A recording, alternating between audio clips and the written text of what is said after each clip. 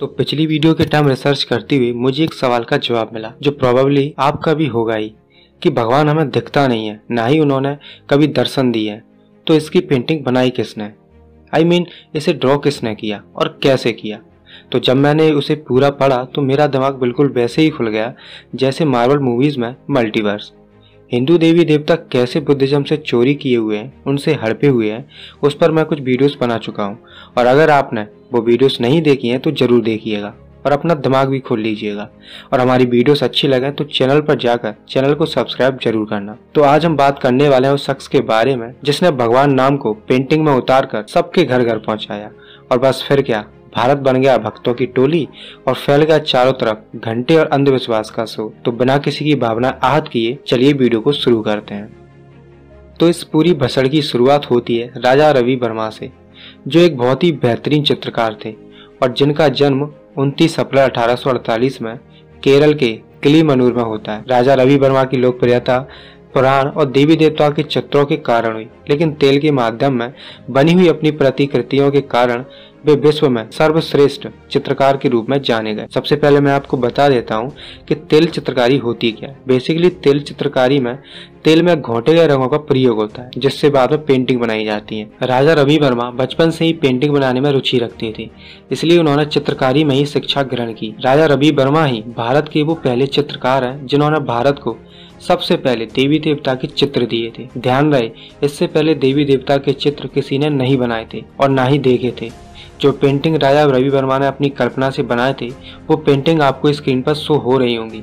चाहे तो आप वीडियो को पॉज करके उन्हें बारी बारी से देख सकते हो। मतलब कि देश आजाद नहीं हुआ था जब लोग शहीद हो रहे थे अपने देश के लिए, अपनी आज़ादी के लिए अपने प्राणों की आहुति दे रहे थे। वहाँ इस महाशय ने लोगों को मानसिक गुलाम बनाने का षड्यंत्र शुरू कर दिया था। और अगर आज ये राजा रवि वर्मा पैदा ना हुआ होता तो भारत का संपूर्ण SC ST OBC माइनॉरिटी समुदाय अपने संवैधानिक हक और अधिकार की मांग करते, ना कि किसी पत्थर पर जल चढ़ाने के लिए पैदल नंगे पैर भटकते। इस चित्रकारी का असर ये हुआ कि जो लोग आंखें बंद करके भक्ति करते थे ना, वो आंखें खोलकर भक्ति करने लगे। बस अफसोस इस बात का है कि इनका दिमाग बंद हो गया। अब वैसे तो ये हमेशा ही होता आ रहा है, पर मैं यहाँ पर एक सच्ची घटना के बारे में भी बताना चाहूंगा।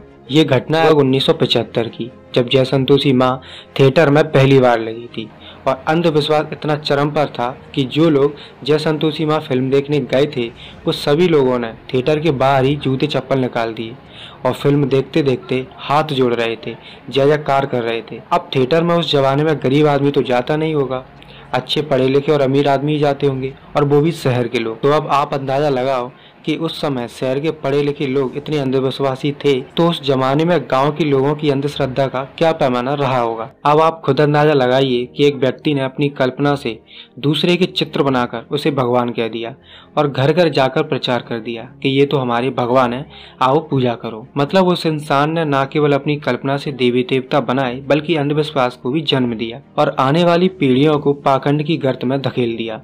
आज हम देख सकते हैं कि गली गली मूर्तियां मंदिर हैं, पर शिक्षा के लिए स्कूल तक नहीं है, क्योंकि अनपढ़ रहेगा इंडिया तभी ना इनकी दुकान चलेगी। अब आपको इतना तो पता चल ही गया होगा कि आपके भगवान लाखों करोड़ों साल पुराने नहीं बल्कि कुछ 100 साल के अंदर कल्पना से पैदा हुए मनोरोग की देन है, जो ज्यादा नहीं बस आपको और आपकी पीढ़ी को मानसिक गुलामी में धकेलना चाहते हैं और अपनी दुकान चलाना चाहते हैं, ताकि धर्म का धंधा यूं ही फलता फूलता रहे। कोई ईश्वर है या नहीं, इस पर हमें कुछ भी विचार करने की कतई कोई जरूरत नहीं है, क्योंकि इस विश्व में जो भी घटित होता है वो या तो प्राकृतिक होता है या कृत्रिम। आज तुम्हें तुम्हारे उद्धार की जरूरत है। तुम्हारा उद्धार करने ना तो कोई आज तक आया है और ना ही आएगा, तुम्हें तुम्हारा उद्धार खुद ही करना होगा। तुम्हारे पूर्वज सालों से यही सब करते आ रहे हैं, फिर भी तुम्हारी दयनीय स्थिति में जरा भी फर्क नहीं पड़ा। तुम्हारे किए हुए उपवास से तुम्हारी दरिद्रता, गरीबी, भुखमरी कभी दूर नहीं हो सकती। आपकी बस एक ही गलती है, अब वो ये है कि आप इस दुष्चक्र को समझना नहीं चाहते, और जो समझ चुके हैं वो निकलना नहीं चाहते। आप इससे निकलेंगे तो कई और भी आगे निकलेंगे। इससे निकलने के लिए सबसे जरूरी चीज़ है इस दुष्प्रचार की पड़ताल करना और कारण को जानना। इसकी सिर्फ एक ही शर्त है, अपने आँख से धर्म का चश्मा हटाना और दिमाग पर से पूर्वाग्रह और धर्म नाम के ब्रांड के प्रति मोह को त्यागना। इस वीडियो को देखने के बाद अब तो आप समझ जाइए कि ये सब काल्पनिक है, इनका वास्तविक जीवन से कोई संबंध नहीं है। ये अंधविश्वास और पाखंड जीवन के लिए उतना ही घातक है जैसा कि सिगरेटों की डिब्बी, गुटखों और अन्य ऐसे ही जहरीले उत्पादों पर इन्हें इस्तेमाल करने वालों के लिए चेतावनी लिखी होती है।